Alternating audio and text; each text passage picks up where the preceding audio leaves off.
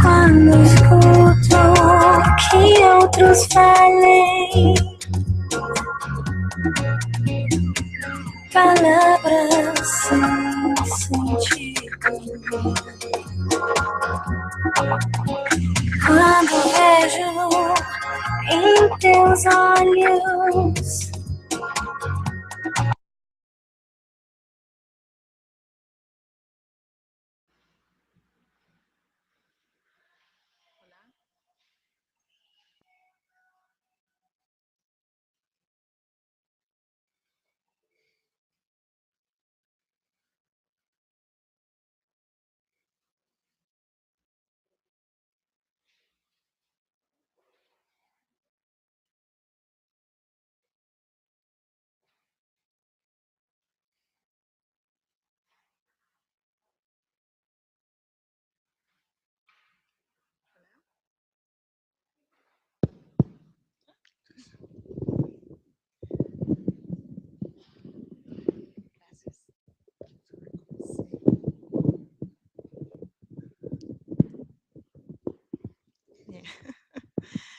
Muy buenos días a todos, qué gusto que estén acá en el inicio de esta jornada en la que continuamos con nuestro coloquio Improvisar en tiempos atroces, nuestro 20º coloquio de 17.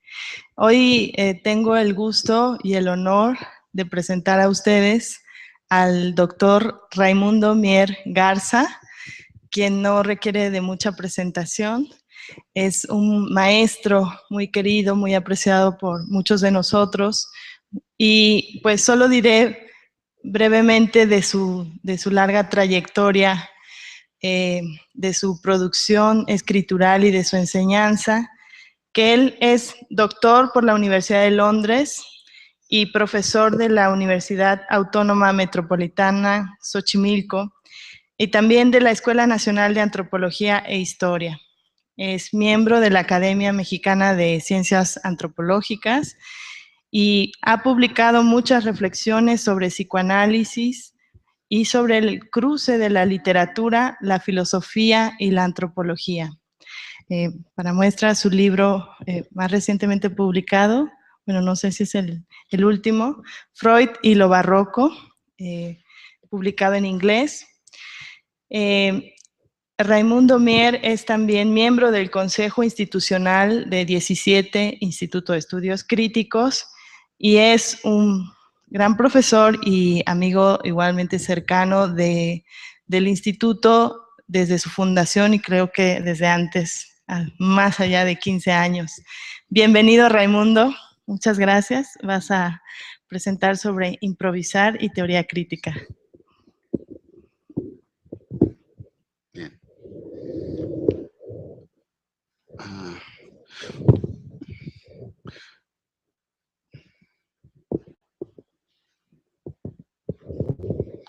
Bien, en primer lugar, quiero agradecerle a 17, para mí el privilegio enorme de estar en este momento, en este lugar, para reflexionar con ustedes. En segundo lugar, a ustedes por su presencia aquí en esta condición particular, ¿no? Reflexionar en tiempos atroces, reflexionar ya en tiempos atroces parece una exigencia llena de incertidumbres, llena de tensiones, hasta el punto prácticamente de tocarse con la imposibilidad. ¿Es posible pensar en tiempos atroces? Walter Benjamin, recordarán, ¿no? Apela a esta condición que aparece más como un reclamo. Es decir, es el momento del pensamiento. El momento del pensamiento, el momento de peligro, dice Walter Benjamin. La frase reaparece en Benjamin una vez y otra.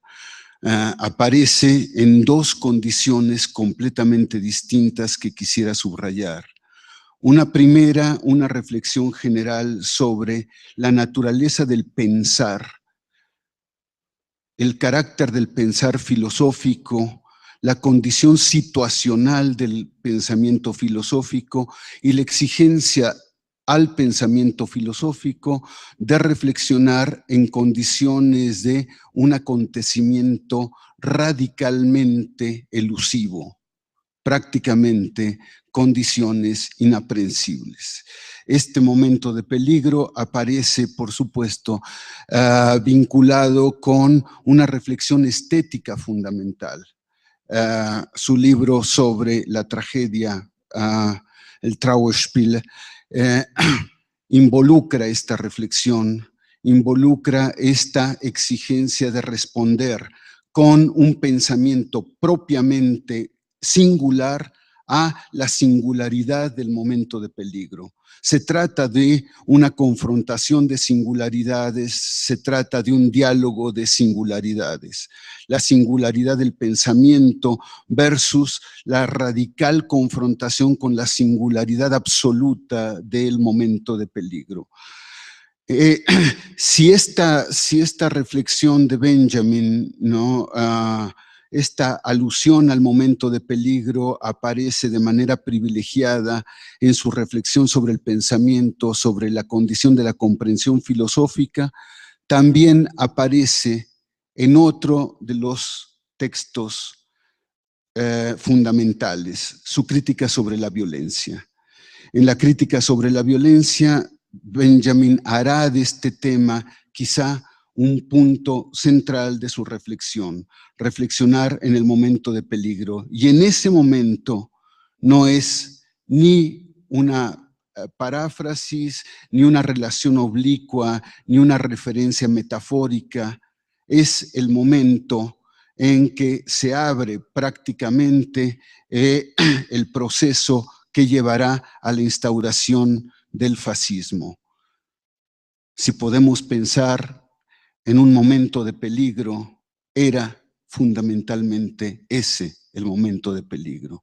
Ese el momento de peligro, la aparición, el gran impulso que se advertía ya y que iba a caracterizar precisamente la fuerza devastadora y degradante del fascismo y del nazismo, más bien, el nazismo. En ese momento es clara la referencia de Benjamin es en cierto sentido ambivalente. ¿De dónde surge esta idea de Benjamin sobre el momento de peligro? Sabemos que quizá la mención inaugural de esta noción y la fuerza de esta reflexión deriva del pensamiento de Carl Schmitt. Carl Schmitt, ¿no? En su texto sobre la teología política, advierte claramente, hace de este tema un tema de reflexión fundamental, momento de peligro. ¿Cuál es el momento de peligro? Para Carl Schmitt, el momento de peligro es el momento de la gran fractura. Es el momento en el cual se está en condiciones de excepción. Sabemos que el tema de la excepción es uno de los grandes temas de Carl Schmitt, ¿no? Es en realidad uno de los ejes centrales para el pensamiento político. Es prácticamente ineludible aludir al pensamiento de peligro en relación con la condición de excepcionalidad. La condición de excepcionalidad es, por su propia naturaleza, algo extraño a la regulación, algo extraño a la ley, es extralegal. Señala las condiciones de una periferia, de una extrañeza de la legalidad. Es lo ilegal mismo, pero es este ámbito en el que se conjuga simultáneamente la antilegalidad, la alegalidad y la ilegalidad. Y aquí el tema de los prefijos no es estrictamente hablando un juego de palabras. Se trata de apuestas diferenciadas. No es lo mismo, ¿no?, enfrentar a la legalidad que eludir la legalidad o que revocar la legalidad. Es decir, estamos ante posiciones, situaciones completamente disyuntivas y que revelan calidades también divergentes de la respuesta política. Se trata de una comprensión política extraordinariamente fundamental y matizada que toma como eje central la referencia de la ley. Es ahí donde la ley se vuelve inviable, es ahí donde la ley pierde su fuerza, es ahí donde la ley pierde su obligatoriedad, es ahí donde la ley pierde su condición de validez. Esta pérdida de validez de la ley hace precisamente claro la aparición del momento de peligro, el momento de la excepción. Pero el momento de la excepción es al mismo tiempo un momento ambiguo, ambivalente en sí mismo.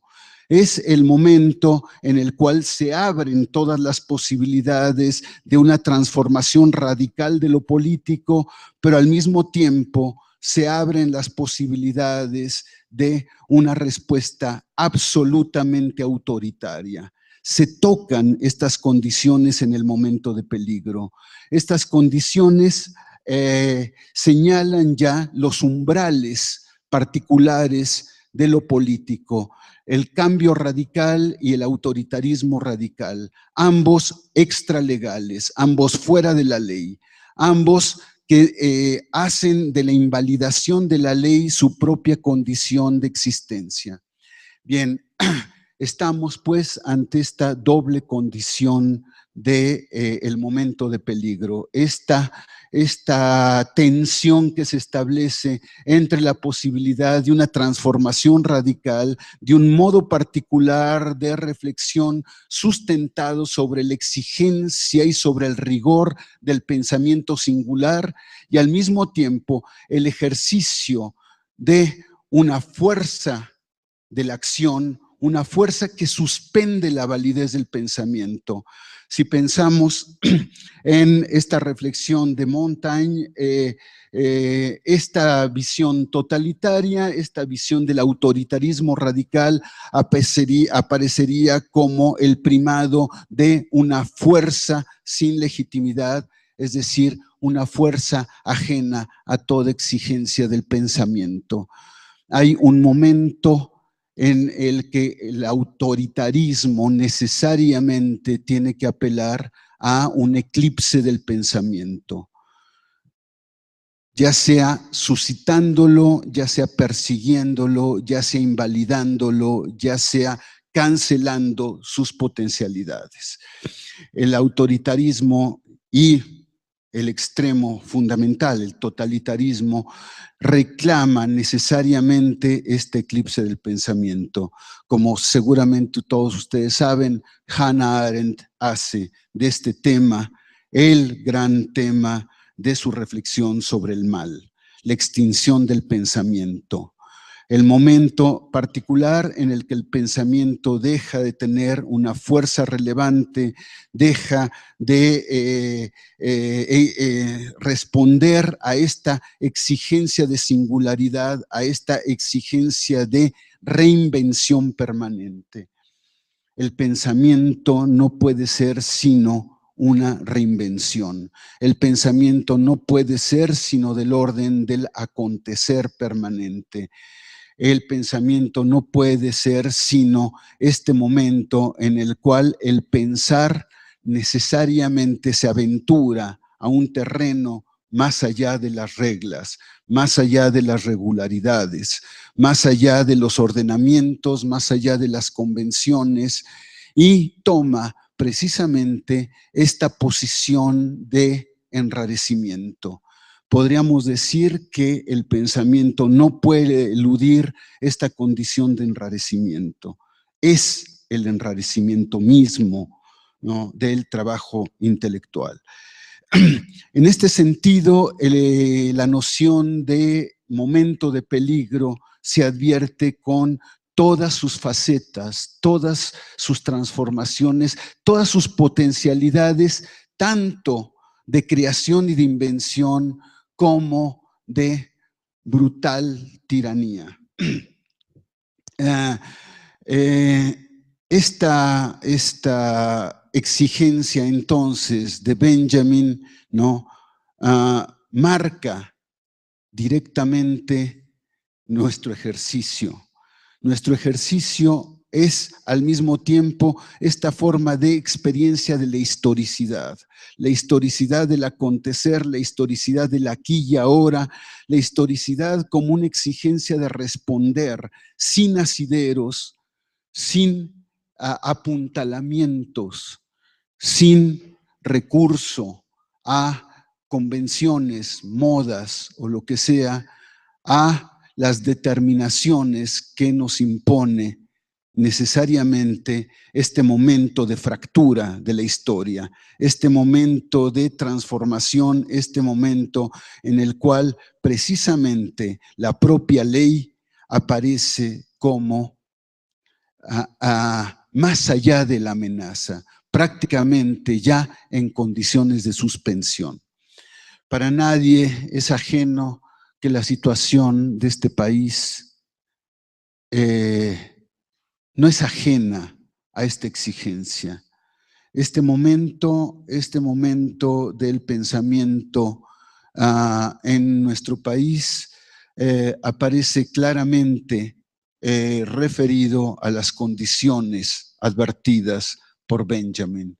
Al mismo tiempo, esta especie de degradación fundamental del régimen, de la ley, esta forma particular de abrir el campo a la formulación autoritaria e incluso a los matices totalitarios del hacer político.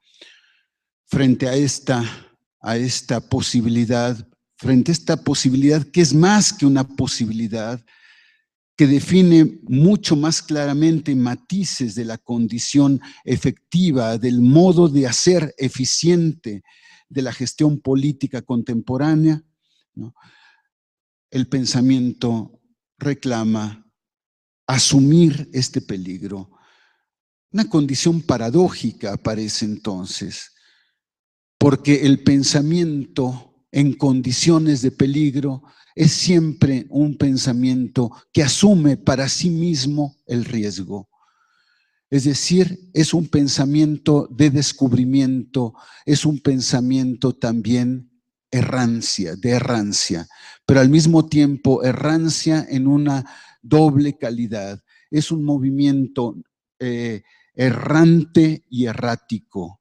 Es un movimiento abierto a la posibilidad del fracaso como una condición que le es esencial, pero que al mismo tiempo, ¿no?, abre también todas las posibilidades de creación. No hay creación sin este riesgo, no hay creación conceptual y por lo tanto no hay comprensión del momento y de la situación de esta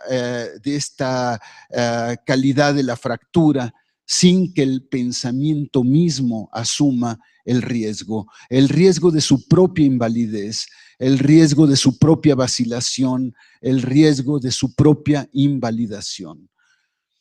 El pensamiento contemporáneo, el pensamiento filosófico y el pensamiento crítico necesariamente aparecen vinculados con esta necesidad de asumir e incorporar en su propio desarrollo, en su propio trabajo, este riesgo de su propia invalidación, este riesgo de caer en la insignificancia, este riesgo también de aparecer bajo esta visión de lo inaudible, lo incomprensible. El mito de Casandra amenaza necesariamente a la palabra, a la reflexión en tiempo de peligro. Esta imposibilidad de ser comprendido, esta imposibilidad en principio de ser articulado, esta imposibilidad en principio de formularse como una alternativa, pero al mismo tiempo esta posibilidad también prácticamente inherente al pensamiento de su propia inaccesibilidad. El pensamiento se vuelve inaprensible en estos tiempos de peligro. La singularidad aparece vinculada con esto, ¿no? Algo parecido, recordarán, aparece en la reflexión de Kierkegaard, ¿no? En Temor y Temblor. Es también el momento de temor y de temblor. Es también el momento en que aparece para quien busca hacer de la tarea de pensar su propia condición y su propio pensamiento este momento de vacuidad, este momento de vacilación, este momento en el cual el pensamiento parece ya destinado a la infertilidad o al silencio. La elección del silencio como el momento de temor y temblor. Este es quizá el riesgo del pensamiento en tiempos de peligro. Este es quizá el pensamiento en este momento en que parece inevitable, ¿no? Situarse en estas condiciones limítrofes, en estas condiciones en las cuales prácticamente hablar o no hablar aparece prácticamente compartiendo una condición común, ¿no? La condición de la insignificancia, modalidades de la insignificancia. Y sin embargo, el pensamiento en momentos de peligro es en realidad la única alternativa. La única alternativa es este pensamiento del riesgo, este pensamiento de la oportunidad, este pensamiento de la situación en condición de su propia invalidación. Esta condición dual del pensamiento aparece en múltiples reflexiones. Recordaremos que cuando menos a fines del siglo XIX había ya aparecido claramente, ¿no?, una reflexión fundamental que ponía el acento sobre este vacío de la regulación y el carácter ambiguo, ambivalente de esta desaparición de la regulación. Guyot, ¿no?, este extraordinario y marginal sociólogo del siglo XIX, ¿no?, había ya formulado con claridad la pregunta: ¿es posible una ética sin reglas? ¿Es posible una ética que escape a la condición de la regulación? ¿Es posible una ética que de alguna manera tome la condición de regulación para desbordarla, para invalidarla, para cancelar su fuerza de condicionamiento, de confinamiento, y hacer de la regla una potencia de creación que invalide precisamente la fijeza de la regla? Guyot plantea quizá por primera vez esta idea que parece una contradicción en los términos. una ética sin reglas. ¿Es posible una ética sin reglas? La pregunta fundamental. Y esta pregunta lleva a Guyot a una reflexión también extraordinariamente fértil y que será en realidad uno de los ejes centrales de el desarrollo que anticipo. En realidad, la ética se conjuga de una manera constitutiva con la condición estética. Ética y estética para Guyot aparecen enmarcados en este momento limítrofe de la regla, en este momento en el que la regla toca su extremo, en este momento en que la regla en realidad enfrenta su condición de disipación, su condición de invalidación. Guyot habla entonces de este correlato entre ética y estética como el momento fundamental de la aparición de la extinción de la regla. Ambas parecen extrañas, al mismo tiempo esta ética sin reglas que podría pensarse una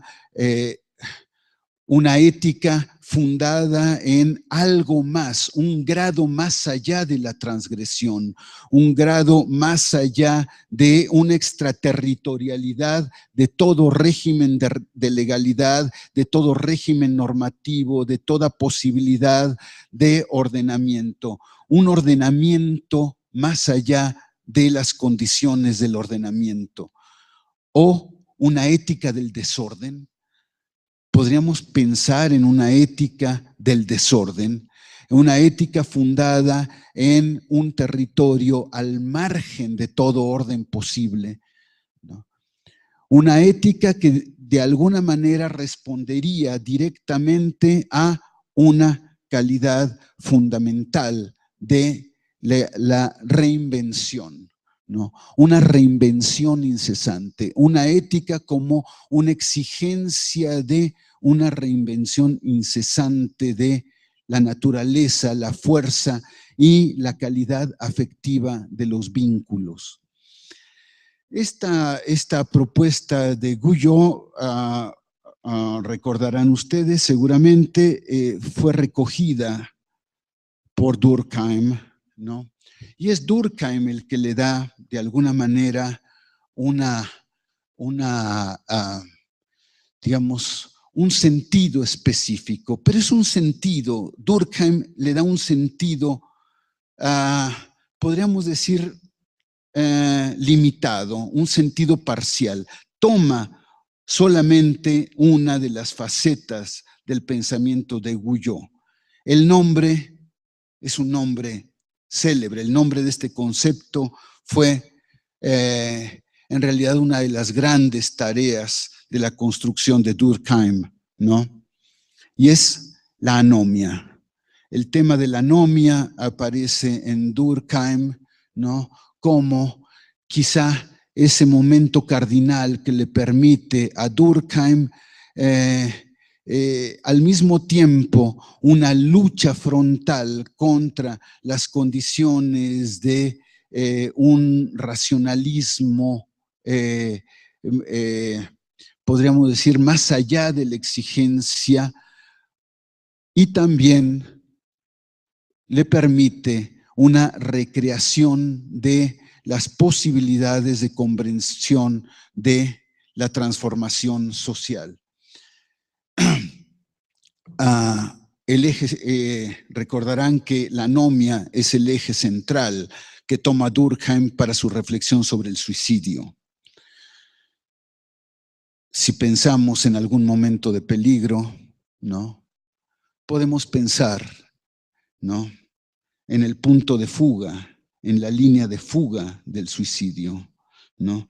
Esta extraña línea de fuga del suicidio que de alguna manera marca ya, ¿no?, esta calidad al mismo tiempo ambigua y limítrofe, al mismo tiempo brutal, atroz y al mismo tiempo marcada por esta especie de fuerza deliberada de una soberanía fundamental, ¿no? Esta tensión entre la soberanía del suicidio y el extravío del suicidio, ¿no? Están marcando precisamente la reflexión sobre la anomia. La anomia es el momento radical de la soberanía y es al mismo tiempo el momento radical de la extinción de la fuerza constructiva, conminativa y ordenadora de la razón, ¿no?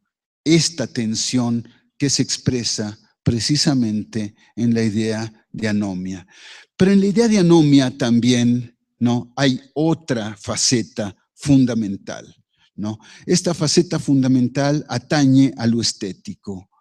Lo estético no puede, por su propia condición, por su propia exigencia, responder ni a una racionalidad estática, ni a una racionalidad destinada a ceñir el pensamiento, a ceñir la imaginación, a ceñir las potencialidades de afección y de creación. No puede ceder a eso, pero tampoco puede ceder a la tentación de ininteligibilidad.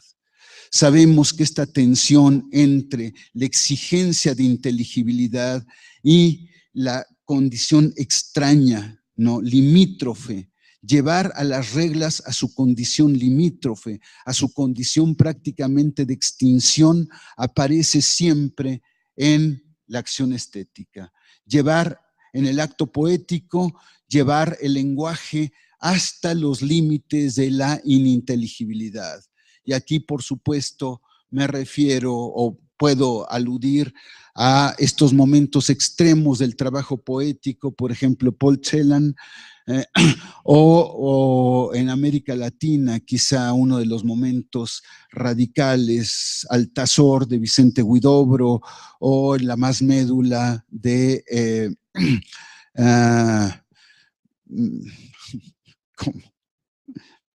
Perdón.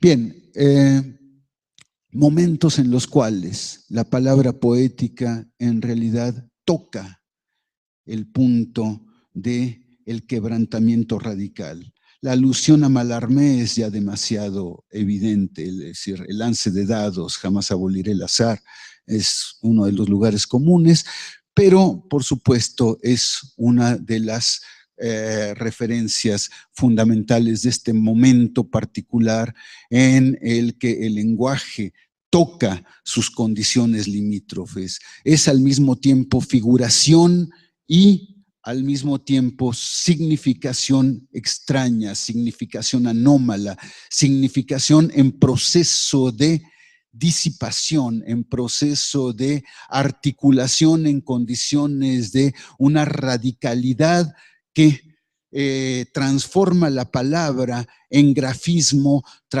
transforma el grafismo en peso, transforma el grafismo en sonoridad y transforma la sonoridad en densidad gráfica. Es decir, Mallarmé ha logrado en este extraordinario trabajo este punto de disipación, este punto en el cual la palabra adquiere todas las potencias y pierde todas sus potencias.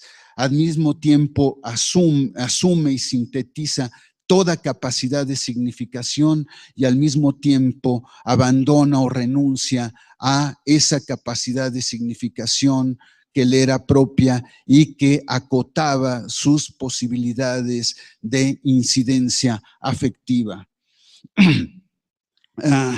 Los dos ejemplos que mencioné también, Sir Paul Celan y Vicente Huidobro, tocan también este lugar, este momento en el cual la palabra asume su posibilidad de hacer de su propio enrarecimiento una condición de creación y recreación, una posibilidad de hacer decible aquello que está más allá de lo que cualquier regla hace posible decir. Esa inteligibilidad más allá de todas las reglas de inteligibilidad, esa inteligibilidad que apela a la aprehensión afectiva y la fuerza de impregnación de una palabra llevada a los límites de su propia significación. La creación estética aparece entonces claramente formulada ahí. Pero, por supuesto, no es prerrogativa de la palabra poética, ¿no? Pensemos en Rothko, por ejemplo, ¿no? Pensemos en ese trayecto de la pintura de Rothko, ¿no? En ese juego de transformación entre cromatismo y espacio, entre cromatismo, afección y corporalidad, en esa extraña sonoridad del espacio de Rothko que aparece vinculada con el silencio, fundamentalmente. Es decir, el juego de Rothko con el silencio como una de las modalidades fundamentales de la sonoridad. Ese trabajo, es imposible ver a Rothko con la sonora dinamita detrás, es decir, no, hay algo inverosímil en eso, hay algo, digamos, ridículo en esa posibilidad. Quien haya estado frente a las pinturas de Rothko sabe que hay una intimidad entre esa trayectoria cromática y modalidades cambiantes del silencio. Uno advierte en esas salas de Rothko, ¿no?, calidades diferenciales del silencio. El silencio no es homogéneo. El silencio tiene calidades específicas, tiene modalidades propias, tiene posibilidades expresivas también cambiantes. El silencio no es en realidad la ausencia de sonoridad, sino una modalidad propia de la sonoridad, como bien nos hizo saber John Cage en su momento. De todas maneras,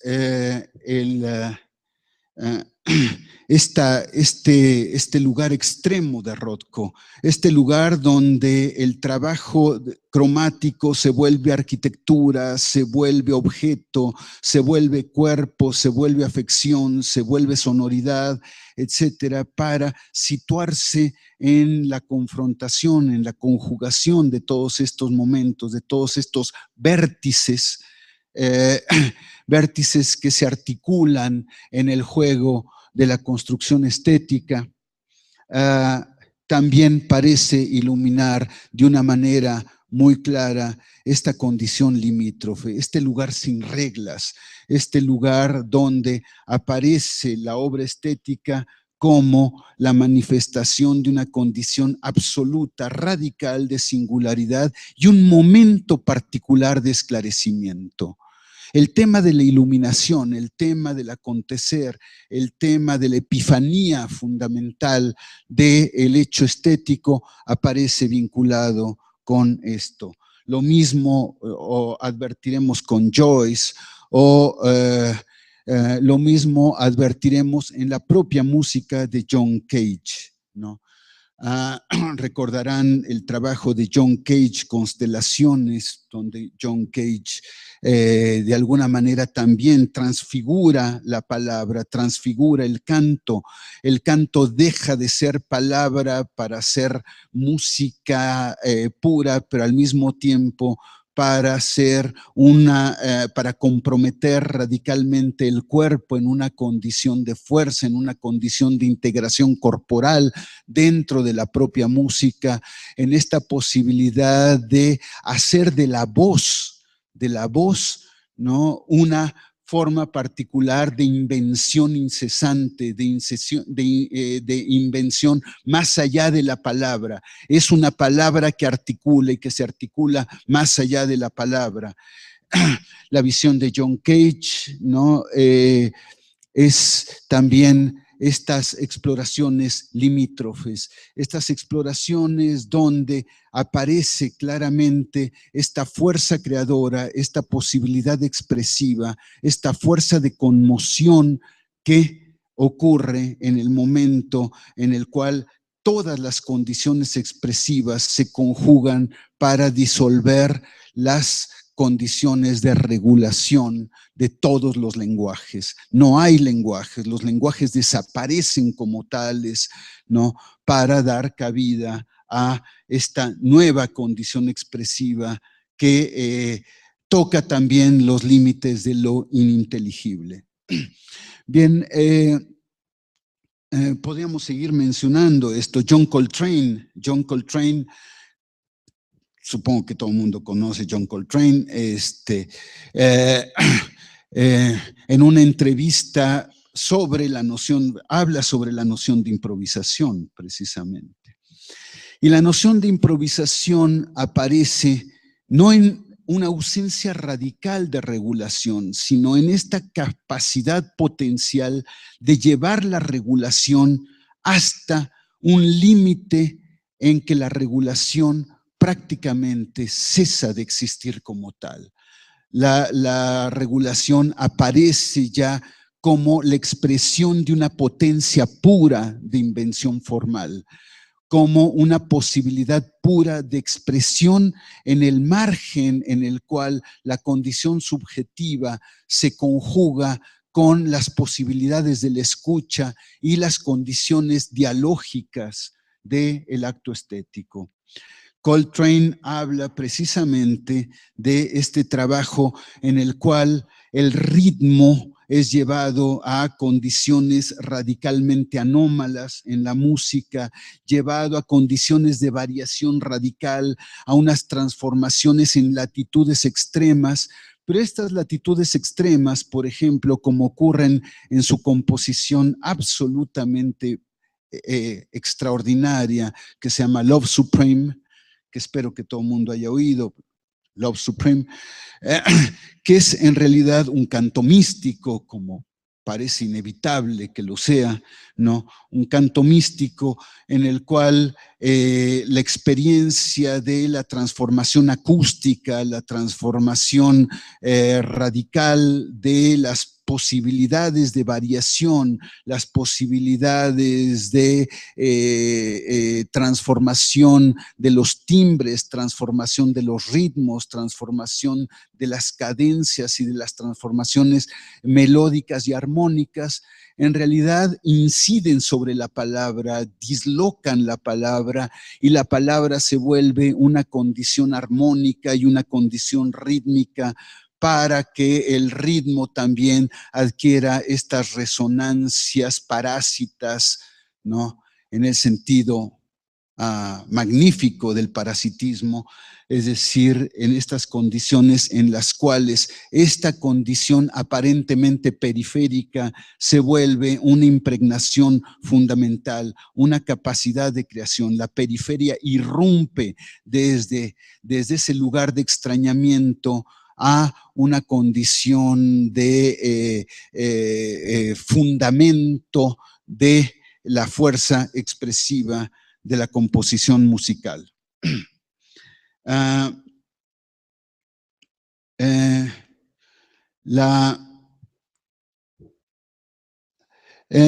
calidad de la improvisación aparece entonces claramente vinculada con una condición radical estética. Y aquí es inevitable pensar en esta alianza fundamental entre la improvisación y el juego, ¿no? Haré referencia a una reflexión sumamente fértil, me parece a mí, de un fenomenólogo injustamente marginal, ¿no? Injustamente porque en realidad estuvo tan cerca de Husserl, ¿no? Que podríamos decir que casi podríamos atribuir a la participación de Eugen Fink, ¿no? El desarrollo de las últimas facetas del pensamiento quizá uno de los pensamientos más exigentes y más comprometidos, uno de los momentos más exigentes y más comprometidos de la obra de Husserl, su reflexión sobre la crisis de las ciencias europeas. Fink estaba ahí, estaba cercano. Fink estaba cercano a la reflexión sobre el gran momento de consolidación de la vertiente radical de la fenomenología en las meditaciones cartesianas, etcétera. Es decir, y Fink escribe por sí mismo, digamos, como una faceta de su propia contribución a una reflexión fenomenológica, un trabajo fundamental, un trabajo sobre el juego, ¿no? Un trabajo sobre el juego que en realidad abre una vía insólita, ¿no? Sobre un modo de comprender la significación del jugar. La significación del jugar, sabemos, no es nueva, o sea, Schiller y la reflexión sobre el jugar y la estética tampoco es una creación novedosa, es decir, Schiller, ¿no? En las cartas sobre la educación estética del hombre y en Calias había subrayado claramente esta intimidad que él desprendía de la contribución kantiana, ¿no? Esta intimidad entre el juego y la experiencia estética, esta posibilidad de hacer del juego el lugar de una síntesis que me gustaría llamar disyuntiva, ¿no? Pidiéndole prestado a Gilles Deleuze el concepto, ¿no? Una síntesis disyuntiva de la fuerza perturbadora de la afección, la fuerza creadora, la fuerza imaginativa, la fuerza capaz de empujar, ¿no? de llevar a la reflexión, a la racionalidad, al carácter de una invención absolutamente radical. Esta fuerza de la afección articulada sobre una posibilidad rigurosa de aprehensión formal. Esta tensión entre esta fuerza desbordante de la imaginación, esta fuerza de trastocamiento de la condición de la imaginación creadora y la fuerza articuladora de la razón, ¿no? La fuerza, digamos, capaz de dar una integración a todas las tensiones divergentes en la experiencia del sujeto, aparecen concentradas en la idea del juego.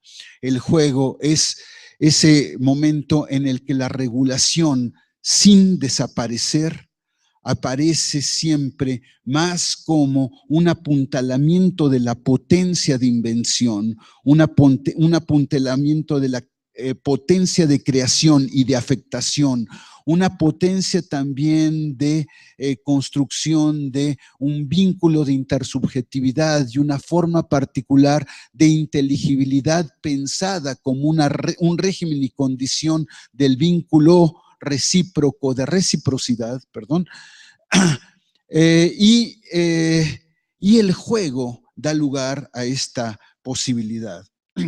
La reflexión de Schiller, ¿no? Sin duda tuvo ecos extraordinariamente importantes que solamente voy a mencionar.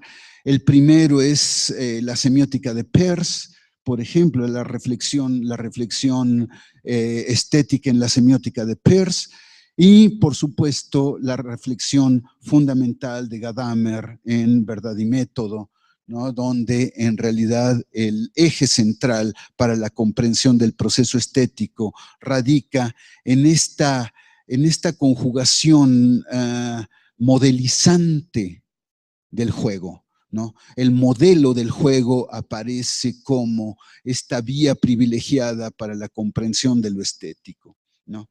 Bien, podemos digamos, reconocer en esta primacía del juego y su relación con la creación estética, ¿no? Uno de los momentos fundamentales del pensamiento moderno, esencialmente, ¿no? Y es en realidad ya una apuesta crítica, el juego como una posibilidad crítica. Esto aparece fundamentalmente en la obra de Fink, ¿no? Es decir, Fink abre su reflexión sobre el juego desmintiendo una, digamos, una inclinación ineludible, la inclinación ineludible de pensar el juego en oposición a lo serio. La idea de el pensamiento serio versus el pensamiento de juego. Esta oposición extraña, esta oposición que de alguna manera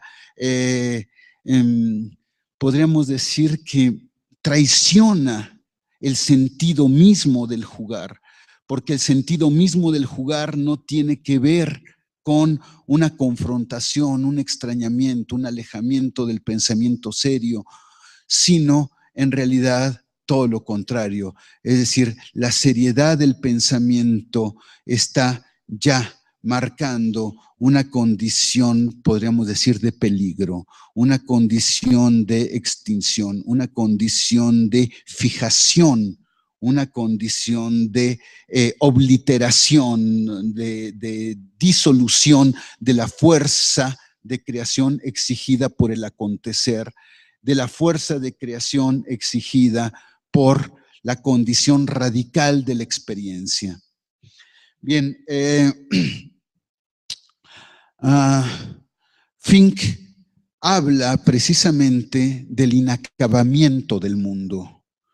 Es decir, si el mundo es creación incesante, si el mundo, comprender el mundo, rechaza toda posibilidad de marcos, toda posibilidad de un conjunto de reglas determinantes, estrechas, de confinamiento, ¿no?, del sentido.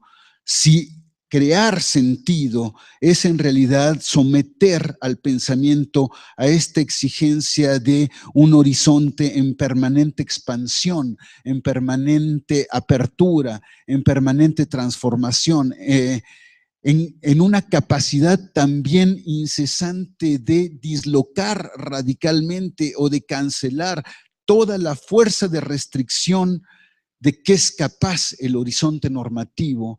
En realidad el juego es la condición misma de darle sentido al mundo.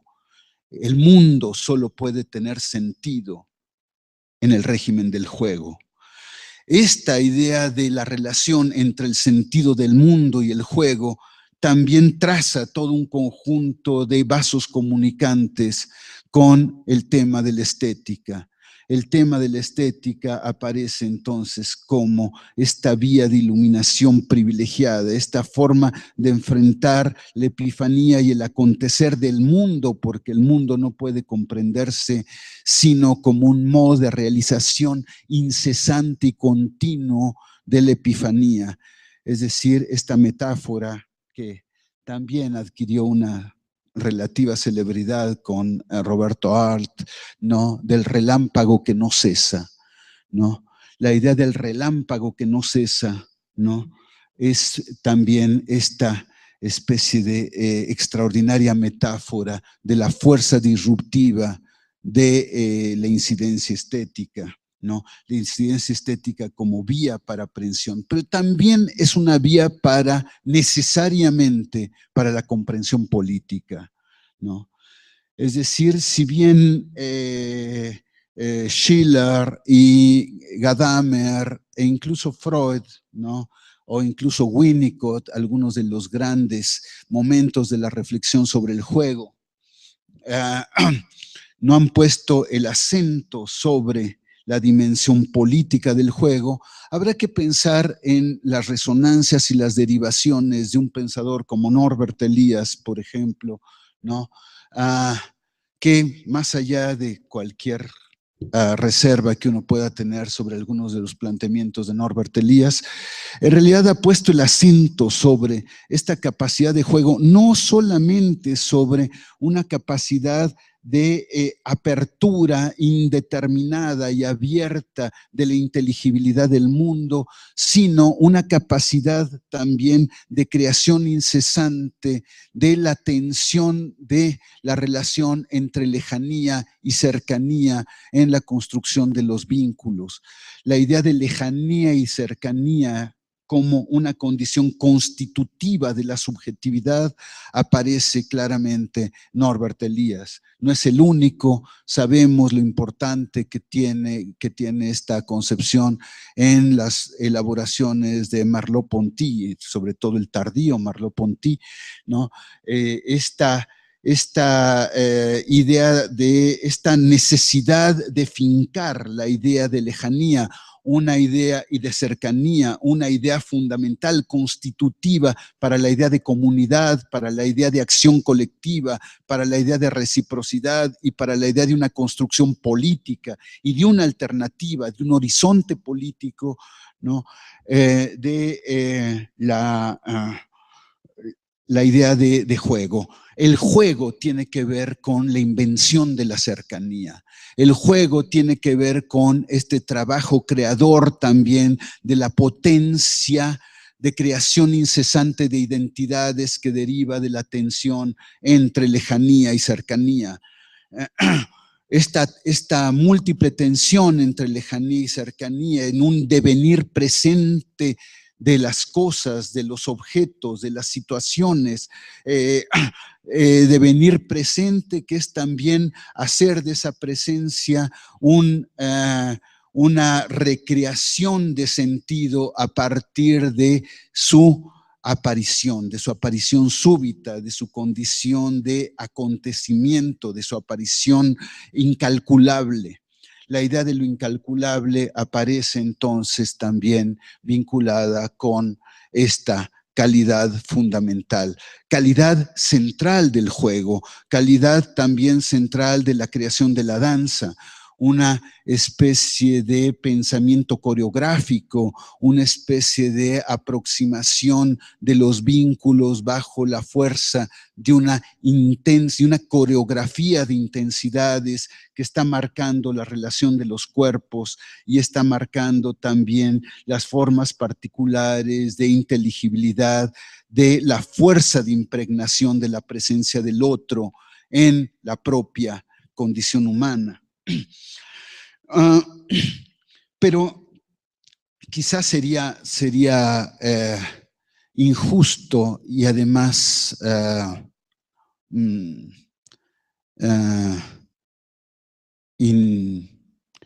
inadecuado pensar una reflexión sobre la improvisación en tiempos de peligro sin una reflexión, aunque sea pasajera, aunque sea oblicua, sobre el tema de la relación entre subjetividad y virtuosismo. La idea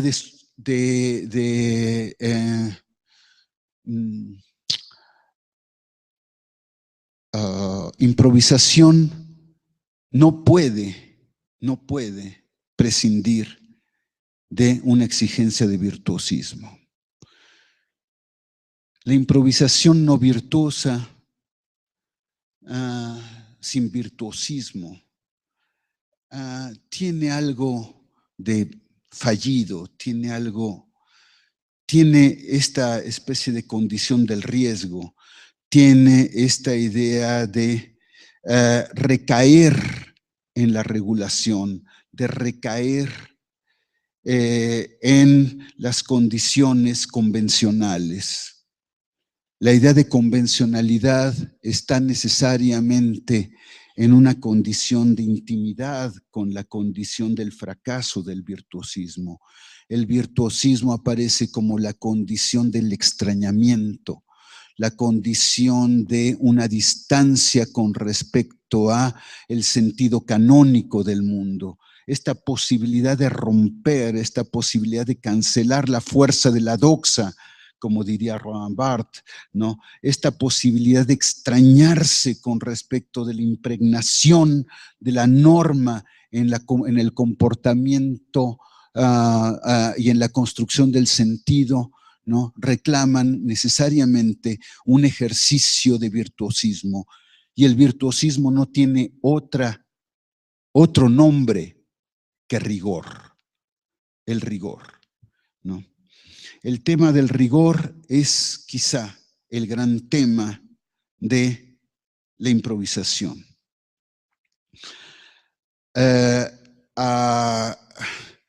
Al revés de como suele aparecer el lugar común de que el improvisador es en realidad aquel que se da todo un conjunto de licencias y se vuelve licencioso y casi licenciado, ¿no?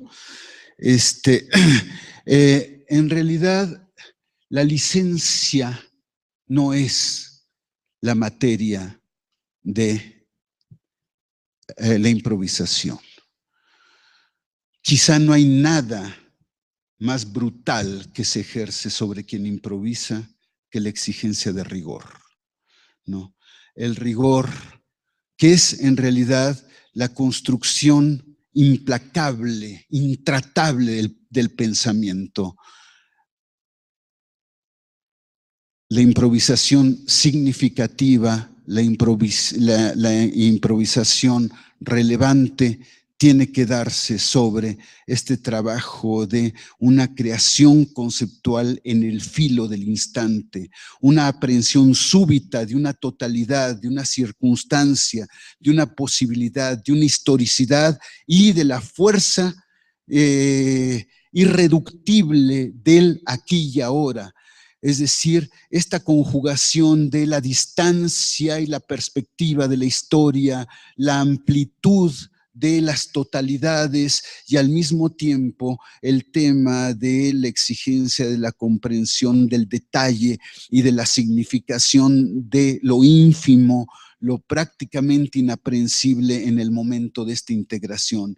Integrar esta visión panorámica y esta fuerza del detalle, integrar esta posibilidad de una aprehensión totalizante y una aprehensión singularizante, esta tensión permanente que no puede dejarse escapar y que tiene que concentrarse en una expresión categorial específica, clara, rigurosa, en una condición de inteligibilidad colectiva. Esta, que es una exigencia de la improvisación, aparece, por supuesto, en los grandes jazzistas, o sea, Charlie Parker,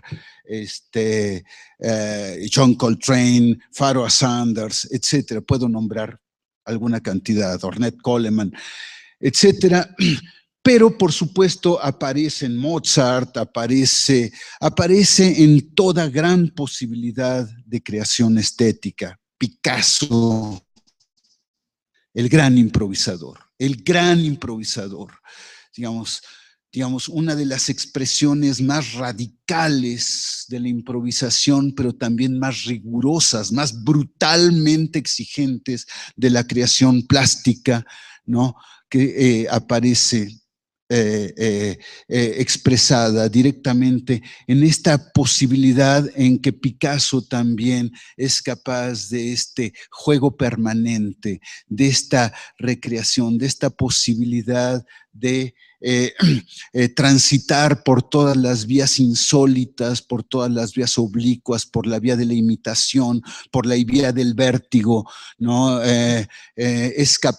Picasso es capaz de explorar todas las calidades y de las modalidades distintas del juego, el juego como confrontación, confrontación consigo mismo, confrontación con la situación, confrontación con los espacios, confrontación con los tiempos, confrontación con la historia, pero al mismo tiempo mimetismo, pero al mismo tiempo pastiche, pero al mismo tiempo juego, pero al mismo tiempo un espacio de una libertad marcada radicalmente con una exigencia de significación específica, precisa y imposible de repetir, imposible de, ¿cómo se llama?, de imitar. Una imitación sin imitación posible, una posibilidad también de llevar la imitación al rango de un momento y una modalidad de la recreación radical. Bien, virtuosismo, rigor. Y el virtuosismo es un rigor y es un control, y es una forma particular de inventar esta posibilidad de incidencia, de volcar la fuerza de la capacidad de creación sobre la posibilidad de articulación de una fuerza adecuada de expresión afectiva, de expresión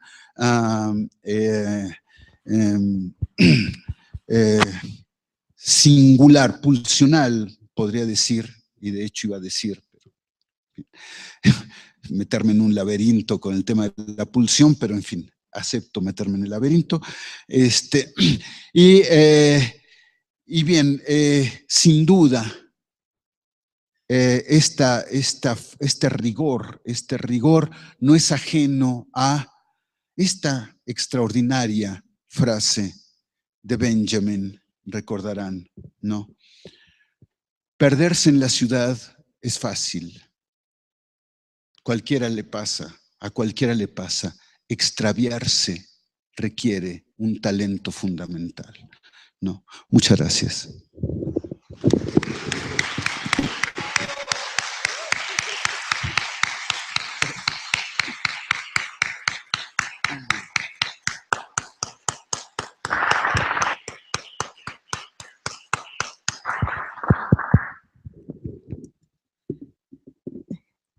La palabra es de ustedes.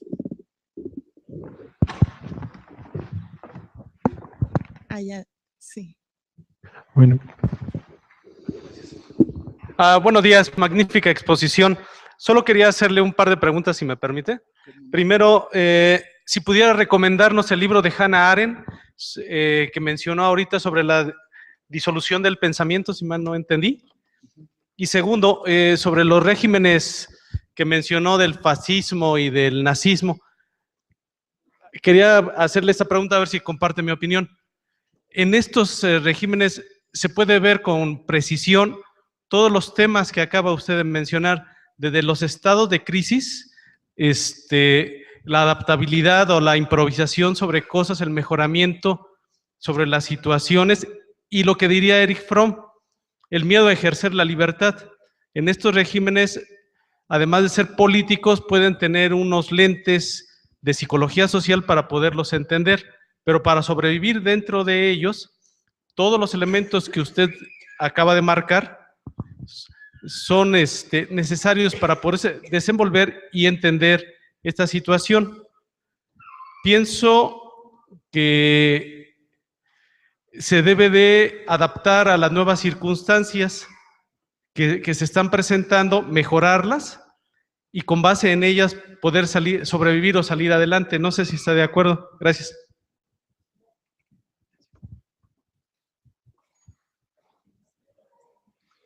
Sí puede haber varios. Si hay más preguntas, me gustaría tener un espectro para improvisar correctamente.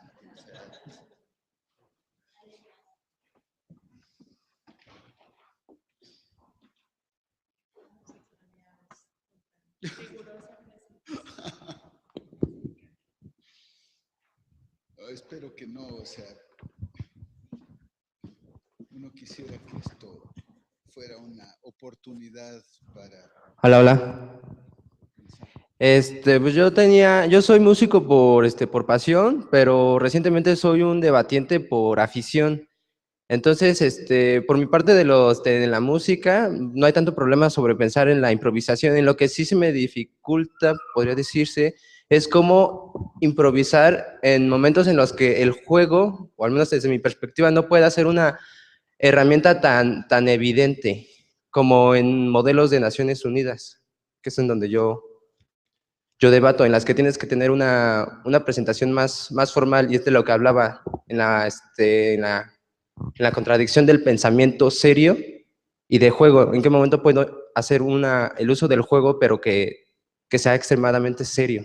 O que no pueda ser criticado como es un juego o es algo, no sé, informal. Esa sería mi pregunta.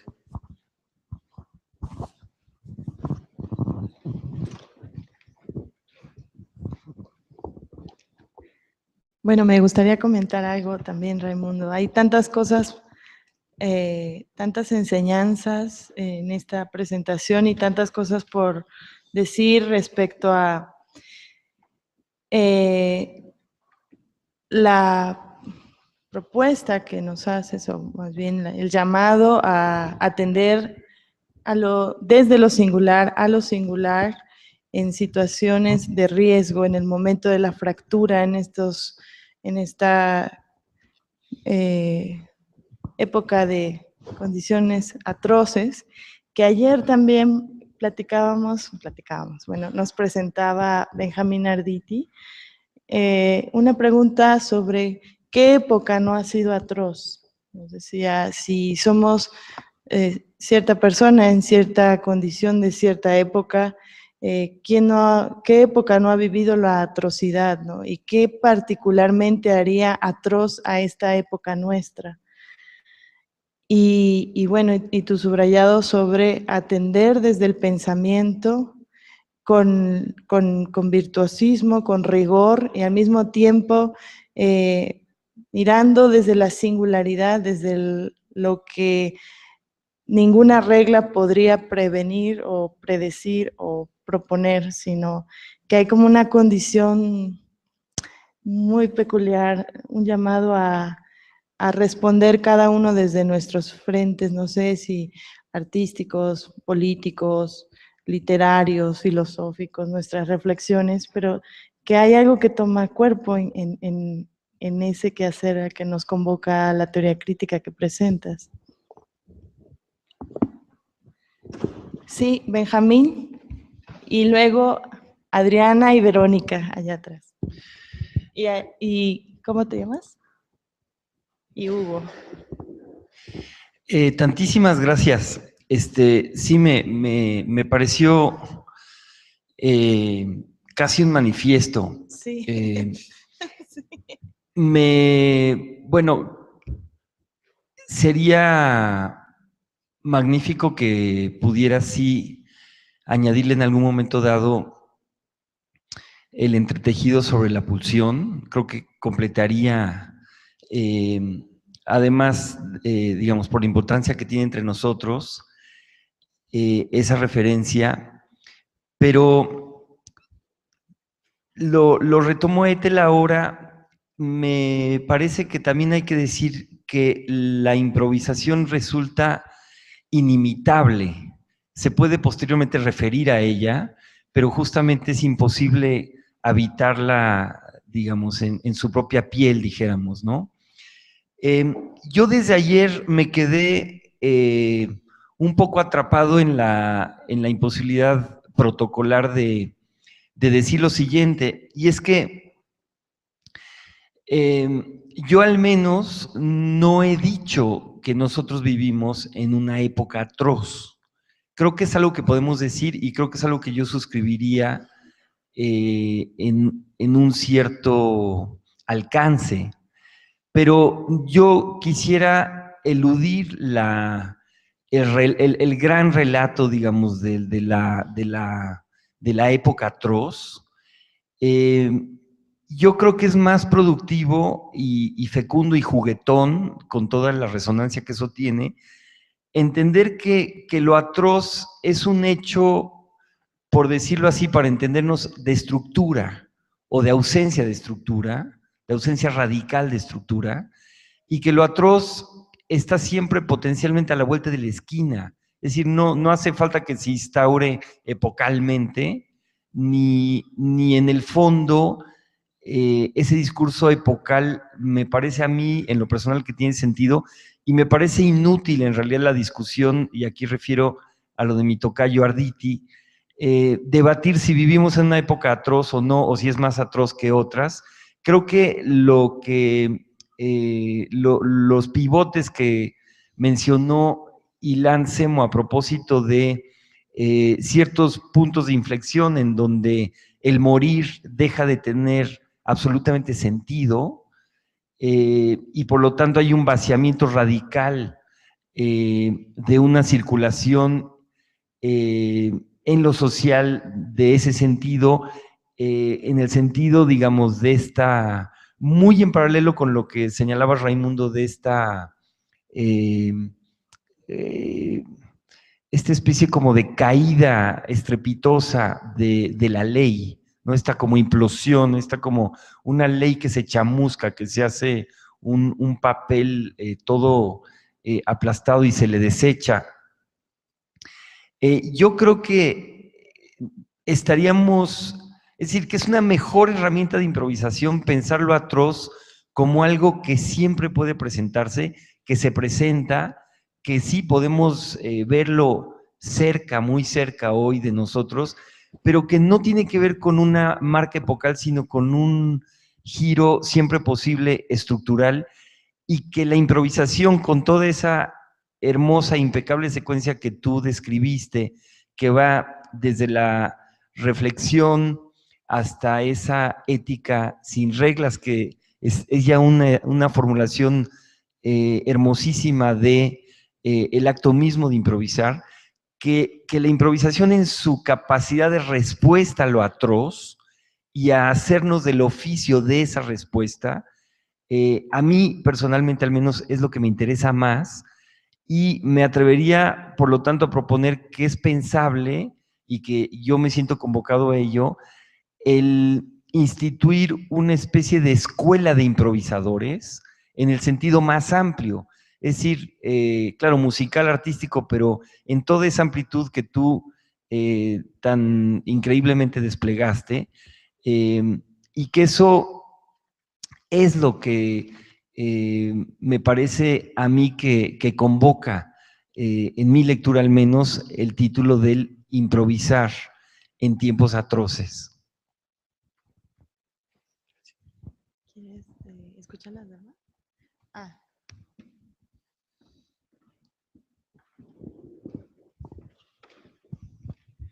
Querido profesor, muchísimas gracias. A mí me gustaría que pudieras entonces ya no hacer una referencia tan oblicua al rigor, según tú dijiste, y poder profundizar un poco más sobre qué matices, qué caras, qué partes del rigor se vinculan con qué partes del virtuosismo, y en ese sentido celebro muchísimo tu virtuosismo de pensamiento para la inteligibilidad de tu propio pensamiento, y te agradezco infinitamente tus palabras. Gracias. Bueno, yo también quiero darle las gracias. Para mí es un enorme gusto volverlo a escuchar en el marco del coloquio de 17. Me parece que la perspectiva de pensar el juego como una salida al problema de la ética en estos tiempos donde la regla no funciona y la ley está casi suspendida o suspendida, me parece que es un pensamiento muy luminoso. Y mi pregunta va un poco en el sentido de la que acaba de hacer Adriana, porque efectivamente la improvisación sin un marco que usted llamó incluso de virtuosismo, puede resultar en todo lo contrario de lo que uno quisiera, ¿no? Puede dar lugar a algo muy destructivo en el campo de la subjetividad, de la intersubjetividad. Entonces, pensando en las nuevas generaciones que ya están aquí, en ese presente que es el futuro, me gustaría que ahondara un poco en esta idea de la importancia de la calidad de los vínculos a la que da lugar el juego por esta posibilidad de establecer la reciprocidad y un lazo con el otro desde un lugar que para mi gusto tiene que ver con la ética, porque tiene que ver con el respeto y tiene que ver con cosas que la ética comprende, ¿no? Cómo pensar esa relación en términos de dar acogida a estas nuevas generaciones. Gracias. Hola, buenos días. Tengo una serie de notas, una secuencia de notas que hice acerca de la ponencia que acabas de dar y intentaré como articularlos a modo de COTOP en algo que espero que resulte en una pregunta. Dentro de la dosificación y el desmantelamiento del estado de bienestar social, ¿cómo verías el momento en que se pudiera aprovechar estos momentos, ¿no? Estos momentos de los que hablas de excepción? Me hizo pensar, por ejemplo, hace aproximadamente 20 años, Calderón hablando ante la Cámara Legislativa, cobijándose bajo la ley, para no permitir la entrada del EZLN al recinto legislativo. Y pensando en que él mismo durante su presidencia genera regulaciones donde se apoya este estado de excepción y ahora con aprobación de reglas para el uso de armas de fuego dentro del Congreso, digamos que hablando en un nivel simbólico, en un sistema de valores institucionales que conforman hegemonía de pensamiento, de verdad, de ideología, que generan una secuencia de momentos que se convierten en un estado permanente, un estado inminente de peligro.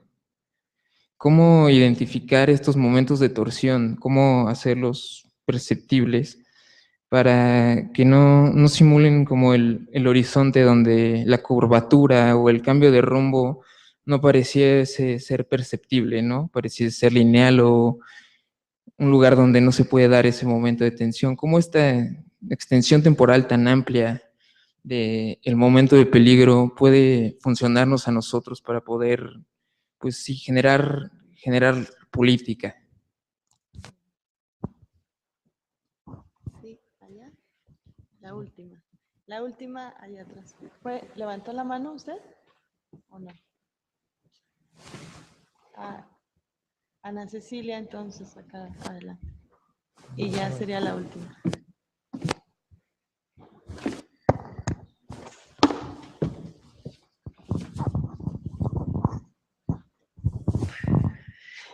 Doctor, se despliega de tantas maneras seductora, maravillosa, creativa, estética, ética, vivificante, irrepetible la improvisación, que prácticamente va de la mano de la atrocidad. Casi tuviésemos que estar agradecidos por los tiempos atroces. Bueno, quisiera ver si puede comentarnos al respecto.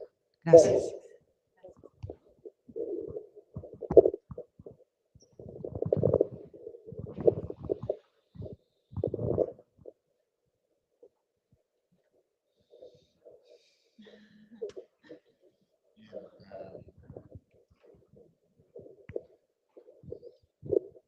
Bueno, en principio les agradezco muchísimo sus preguntas. Casi me obligarían a pensar otra intervención y pensarla de otra manera, completamente distinta, improvisar de otra manera. Pero bueno, en realidad la mayor parte de sus intervenciones abre interrogantes difíciles de abordar y mucho más difíciles de agotar.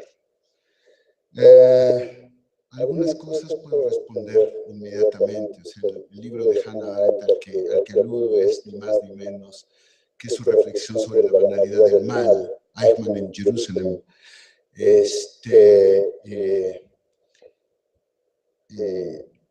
Digamos, el tramo final de la reflexión de Hannah Arendt, ¿no?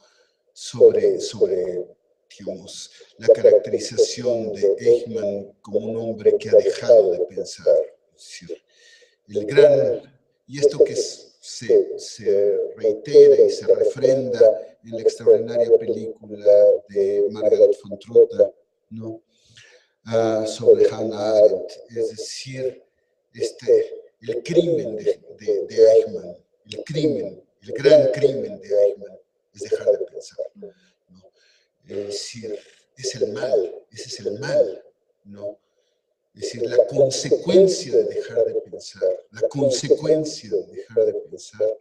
es precisamente ceder al momento de peligro, ¿no? Quedar capturado en el momento de peligro, fascinado y al mismo tiempo obnubilado por el momento de peligro. Esta doble condición de fascinación y obnubilación que ejerce el momento de peligro, es decir, el momento de peligro que cierra los horizontes, la gente que dice, no tenía yo otro remedio más que hacer eso. ¿Cómo?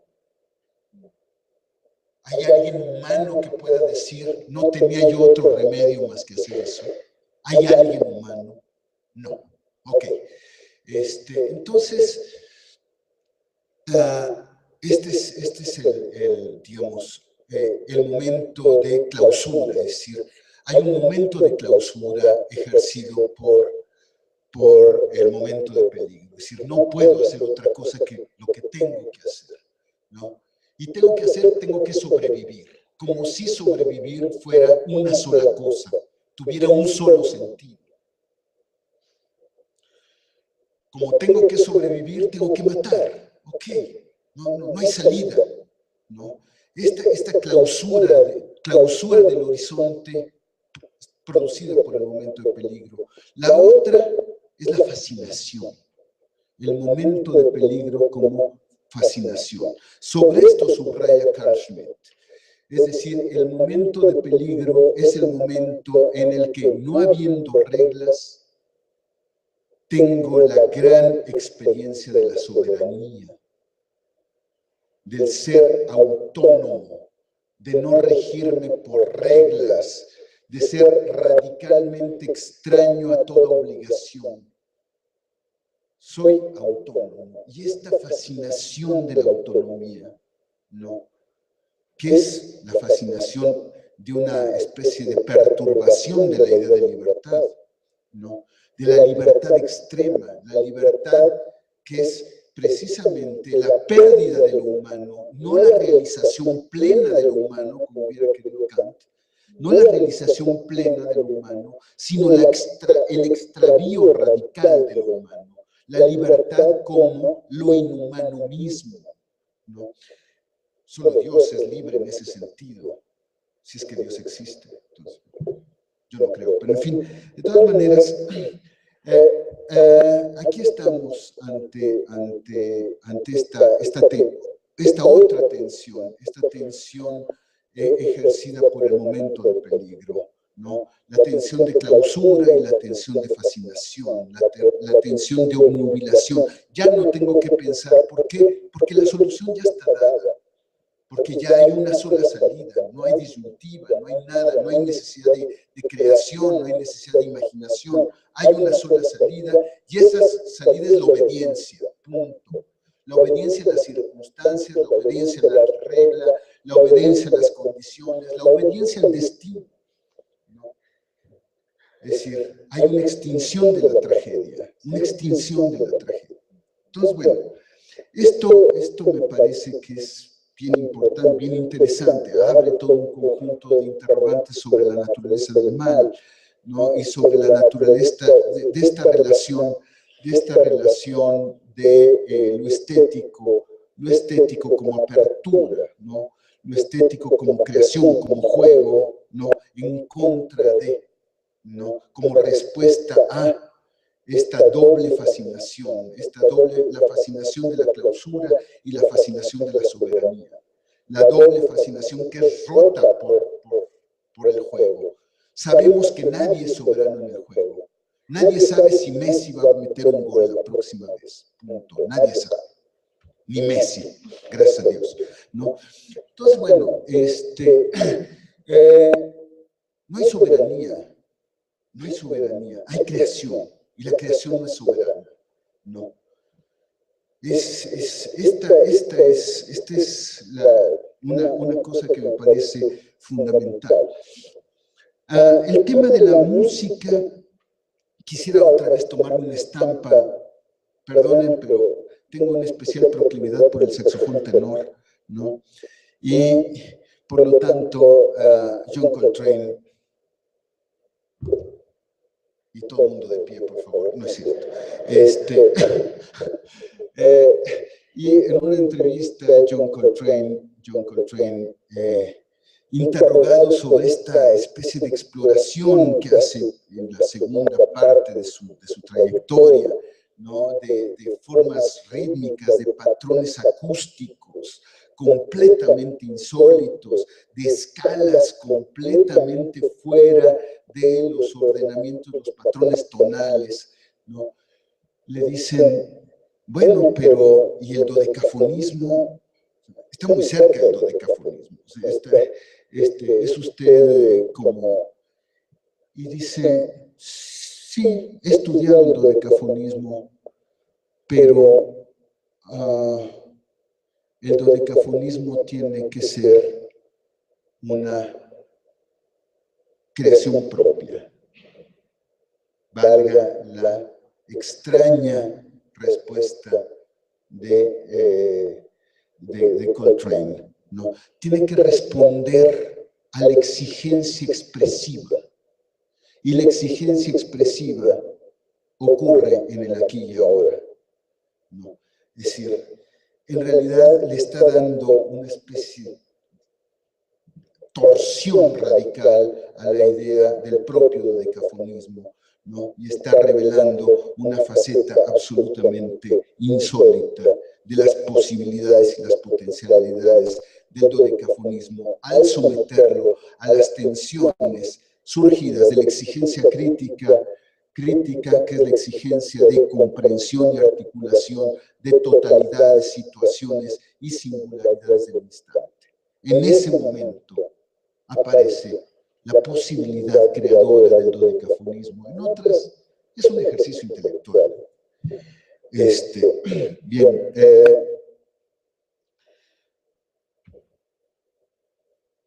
la pulsión.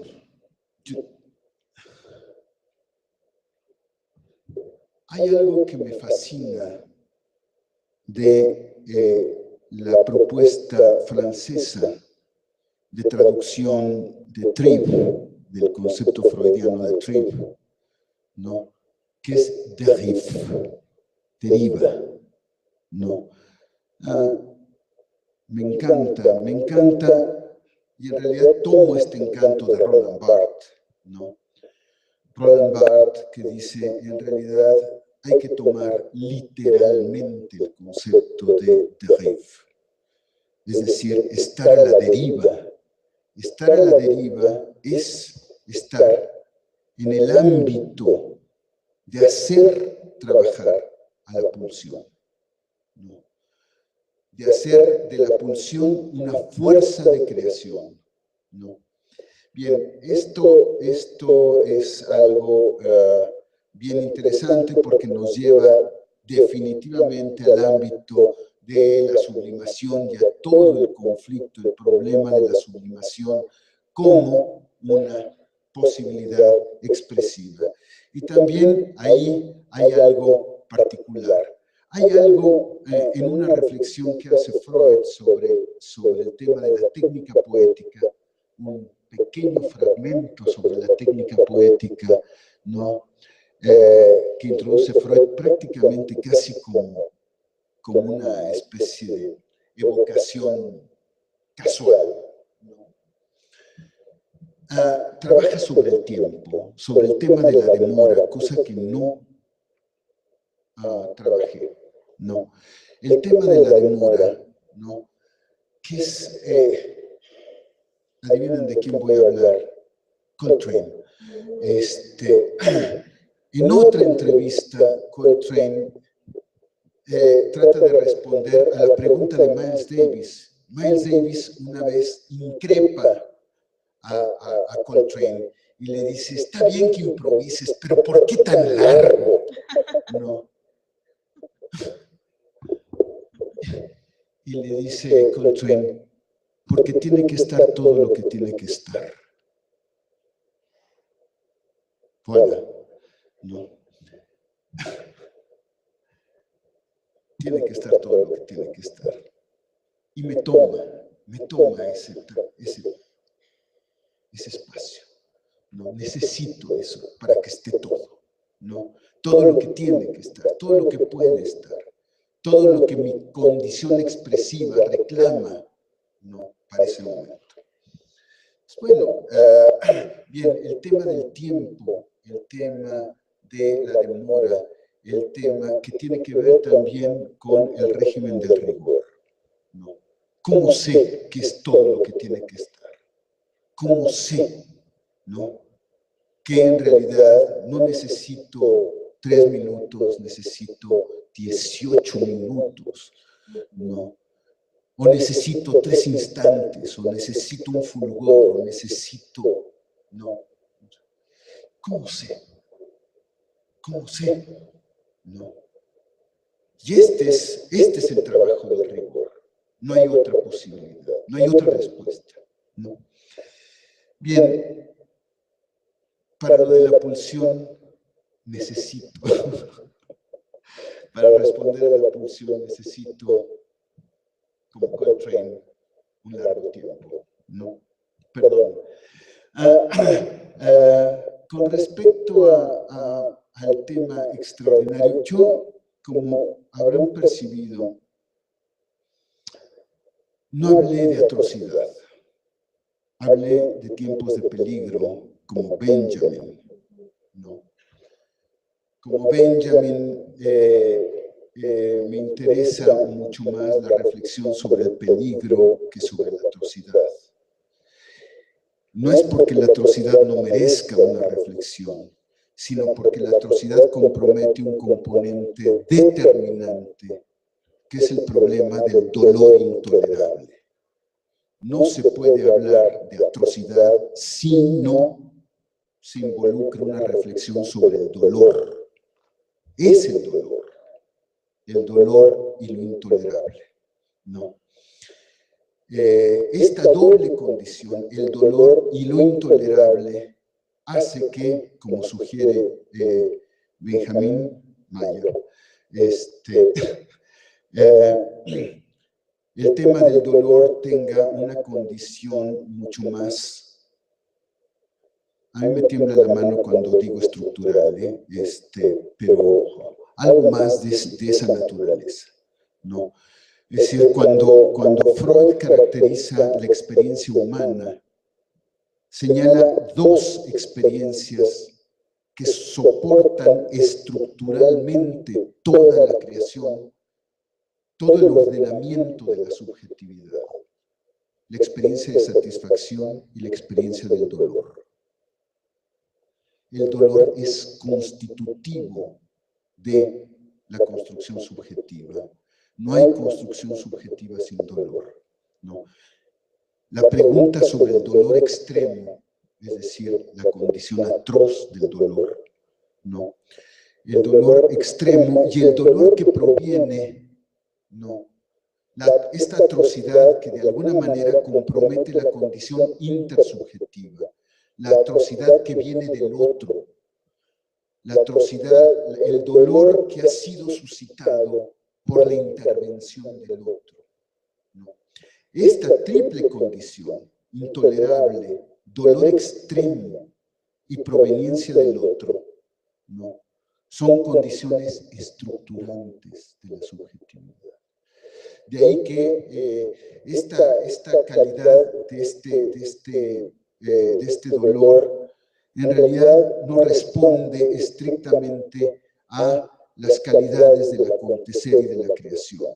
Responde quizá a las condiciones de una comprensión fundamental de la naturaleza de los vínculos humanos, la naturaleza del ejercicio de la violencia y del sometimiento como una condición inherente a la acción humana, y por lo tanto también la posibilidad de llevar esta condición inherente de sometimiento potencial, larvada en la interacción humana, a su límite, al límite fundamental, donde lo atroz, lo insoportable es, como señala Roberto Antelme, recordarán quizá ese extraordinario texto de Antelme de la condición humana, ¿no? Es la desaparición de lo humano mismo. Lo atroz es cuando el dolor es empujado, el dolor suscitado por el otro, es empujado hasta el límite en que la naturaleza misma de lo humano desaparece. Esa es la condición de lo atroz. Y esa es una condición calculable, calculada. Nadie puede decir que los campos de concentración son extraños al cálculo humano. Nadie puede decir que la guerra sucia es extraña y la tortura son extrañas al cálculo humano. Son atroces, sin duda. Son atroces, calculadas. No, se calcula incluso el voltaje en el que se tiene que dar este dolor atroz, para que el otro no muera, porque si muere, deja de haber dolor, y el dolor atroz tiene que preservarse, tiene que mantenerse, es la condición de la atrocidad, del cálculo. Evidentemente, no es del orden de la creación, no es del orden de la imaginación, no es del orden de la desregulación. Lo atroz tiene esta forma monstruosa de la razón, de la que hablaba quizá la Escuela de Frankfurt, y particularmente Adorno. Bien, entonces, para mí es mucho más inquietante, más interesante pensar el momento de peligro. Este momento de peligro que efectivamente exige como condición una creación conceptual, la creación de un concepto que no estaba, que no existía, que hay que recrear desde la nada prácticamente, una especie de creación ex nihilo, es decir, una verdadera epifanía, una epifanía del pensamiento. Bien, y ahí aparece esta idea, otra vez, rigor y virtuosismo. Hay algo particular de este momento, me parece a mí, de este momento de la disolución de las reglas, ¿no? Recordarán esa frase de Dostoyevsky, recuperada por Albert Camus, ¿no? En El hombre rebelde. Es la frase de Iván Karamazov, de si Dios no existe, todo está permitido, ¿no? Frase brutal de Iván Karamazov, ¿no?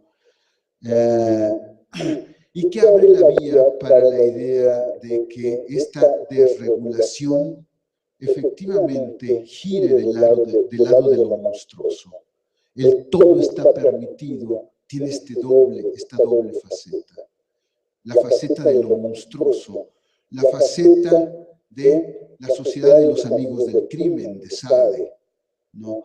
Esta faceta de la brutal tira, de abrir la vía a la brutal tiranía, a la soberanía sin bridas, a la soberanía sin marcos, sin umbrales, etcétera, a esta soberanía de lo inhumano que aparece, ¿no?, históricamente, cuando se ha transitado más allá del momento de peligro, más allá, cuando el momento de peligro se ha resuelto. El nazismo y el fascismo ya no son momentos de peligro, son momentos en los que ya se resolvió, es decir, ya no son momentos son los momentos en los que la tiranía se vuelve el ejercicio radical, absoluto, de una razón de poder, de una razón de dominación que incluso puede llegar a una razón de exterminio, con todo lo que pueda ser de contradictorio, la idea de razón de exterminio.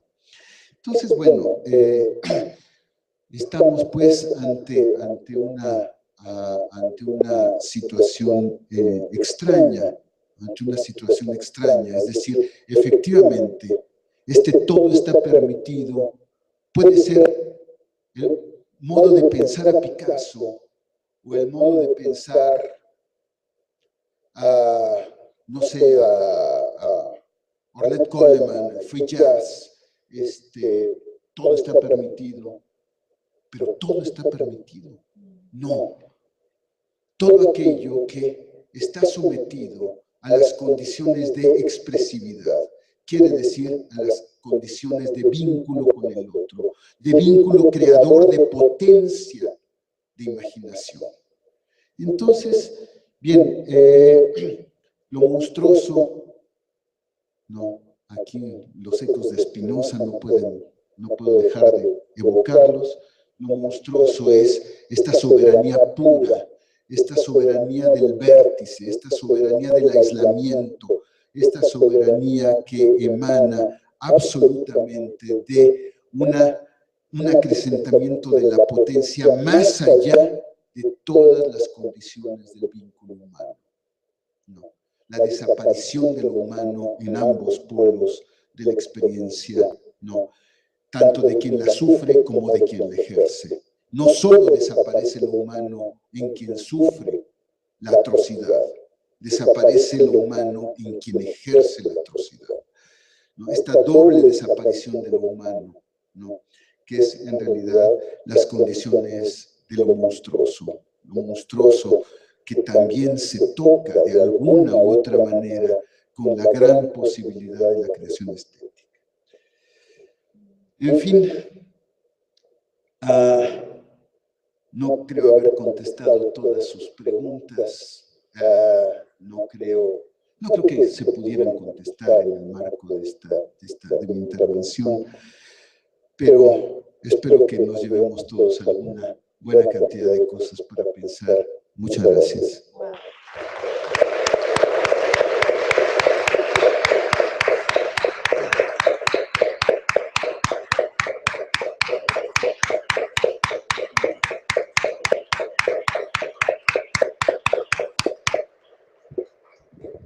Muchísimas gracias, Raimundo. Muchas gracias. Gracias a todos. Nos vemos a las 12:30 para la siguiente mesa.